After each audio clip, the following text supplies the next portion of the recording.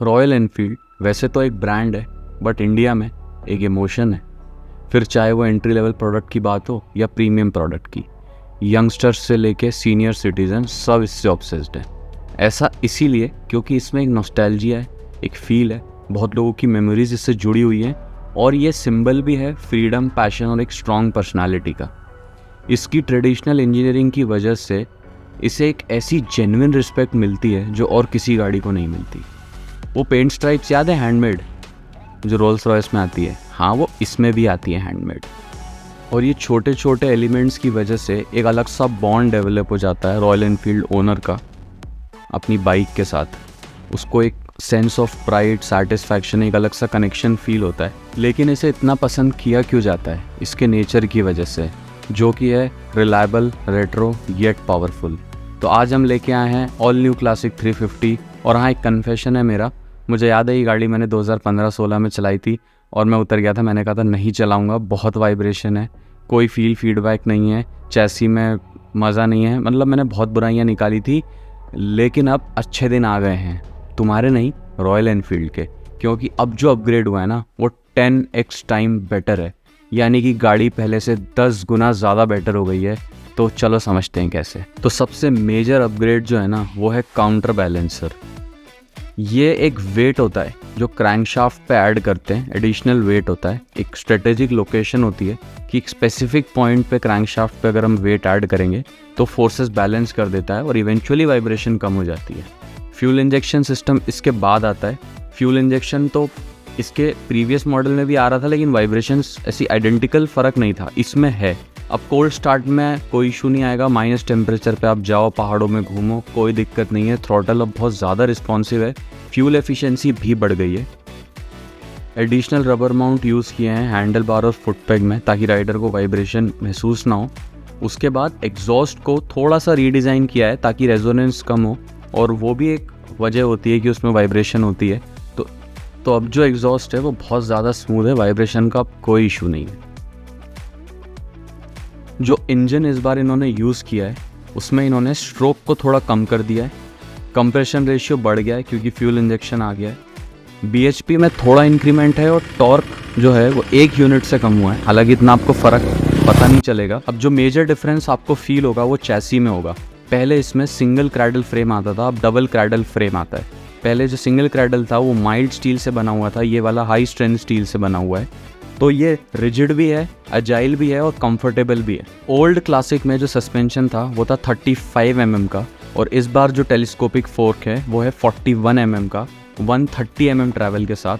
और रेयर में है twin tube shock absorber with 6 step adjustable preload के साथ। तो पिलियन को भी अब कोई दिक्कत नहीं है, उसके हिसाब से अब आप प्रीलोड एडजस्ट कर सकते हो। ब्रेकिंग की अगर बात करें तो ब्रेक रोटर का साइज़ और कैलिपर का बाइट दोनों ही बढ़ा दिया है। तो मैंने जो ये मॉडल चलाया था इसमें रेयर में ड्रम आता है, बट जो इसका टॉप एंड मॉडल है उसमें रेयर में डिस्क है। तो मैं इस चीज़ पे कॉन्फिडेंट हूँ कि अगर ड्रम इतना रीअश्योरिंग है तो डिस्क भी रीअश्योरिंग होगा। तो ब्रेक्स तो नो डाउट बहुत ज़्यादा अच्छे हैं।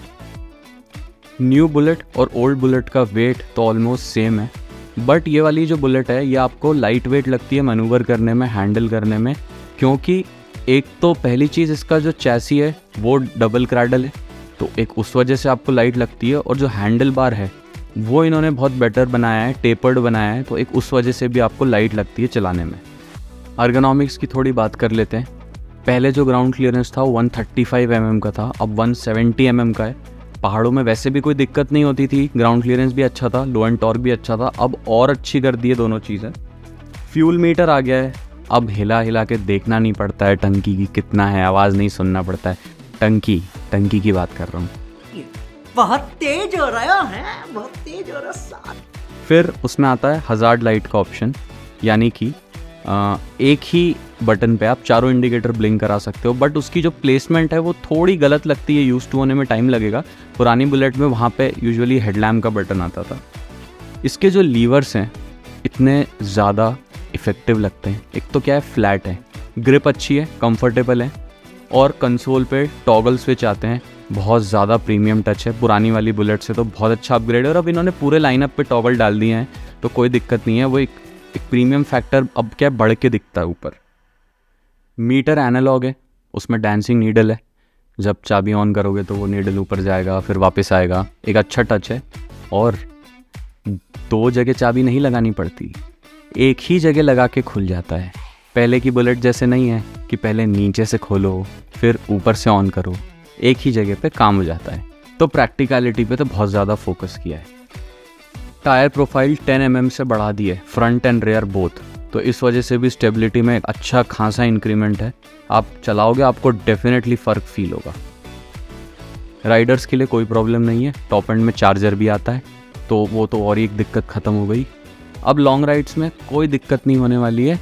बट अब बात कर लेते हैं थोड़े से इसके डीमेरिट्स की।